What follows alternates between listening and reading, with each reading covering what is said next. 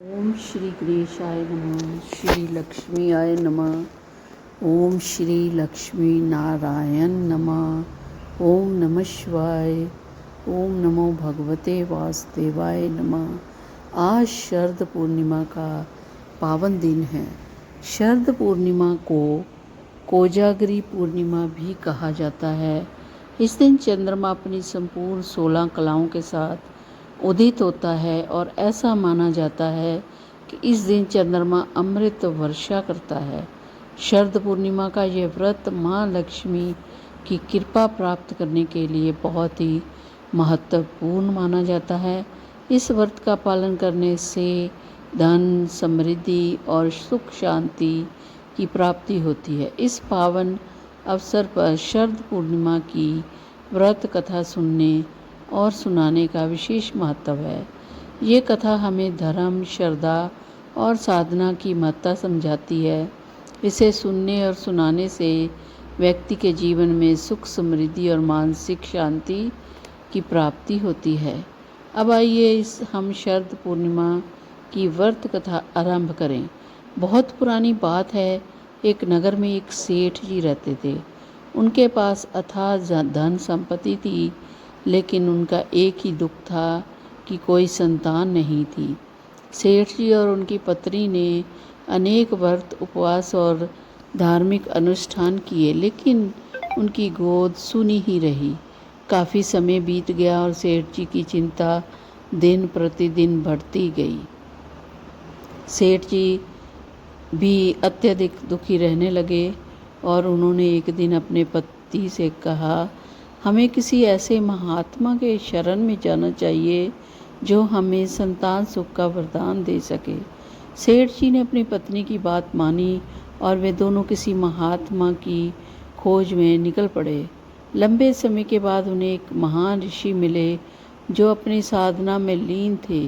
सेठ और सेठानी ने ऋषि की खूब सेवा की और उनके सामने अपनी व्यथा रखी।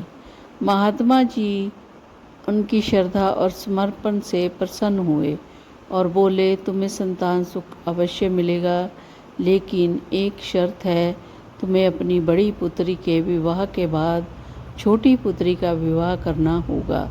सेठ और सेठानी ने यह शर्त स्वीकार कर ली और ऋषि के आशीर्वाद से कुछ समय बाद उन्हें 2 पुत्रियों की प्राप्ति हुई।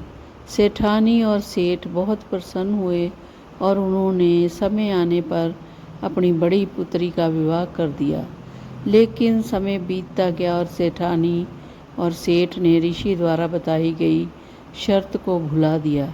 वे छोटी पुत्री का विवाह करने से पहले दूसरी तैयारियों में व्यस्त हो गए।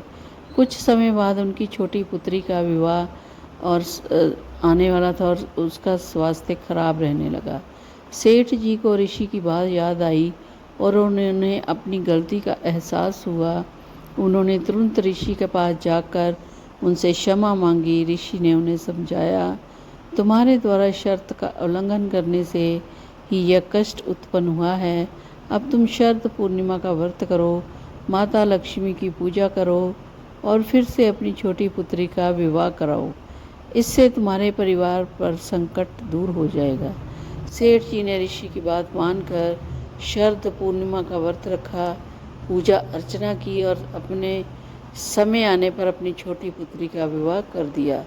इसके बाद सेठ का परिवार सुख समृद्धि से भर गया। दोनों पुत्रियों ने भी सुखमय जीवन व्यतीत किया और इस प्रकार शरद पूर्णिमा को बहुत ही पवित्र और फलदायी माना जाता है। मानता है कि इस दिन चंद्रमा अमृत की बूंदें धरती पर गिरती हैं और जो भी व्यक्ति इस दिन खीर बनाकर रात को चंद्रमा की रोशनी में रखकर उनका सेवन करता है, उसे अद्वितीय स्वास्थ्य लाभ मिलता है। साथ ही माता लक्ष्मी भी प्रसन्न होती है और अपने भक्तों को अपार धन समृद्धि का वरदान देती है। शरद पूर्णिमा की रात को विशेष रूप से माता लक्ष्मी की पूजा की जाती है। इस दिन रात्रि के समय जागरण करने का भी बहुत ही महत्व है। ऐसा माना जाता है कि जो भी व्यक्ति शरद पूर्णिमा की रात जागरण करता है, माता लक्ष्मी अपनी धन संपत्ति में उसकी वृद्धि करती है, इसलिए इसे कोजागरी पूर्णिमा भी कहा जाता है, जिसका अर्थ होता है कौन जाग रहा है। शरद पूर्णिमा के दिन सूर्योदय से पहले स्नान करके स्वस्थ वस्त्र धारण करें। इसके बाद भगवान विष्णु और माता लक्ष्मी की पूजा करें। पूजा के लिए एक साफ चौकी पर सफ़ेद कपड़ा बिछाएं और उस पर लक्ष्मी नारायण की मूर्ति या तस्वीर स्थापित करें। उन्हें सफ़ेद फूल, चंदन और अक्षत अर्पित करें। इसके बाद खीर बनाकर और रात में चंद्रमा की रोशनी में रखकर उसकी पूजा करें। खीर को भगवान को अर्पित करें और फिर परिवार के साथ प्रसाद के रूप में ग्रहण करें।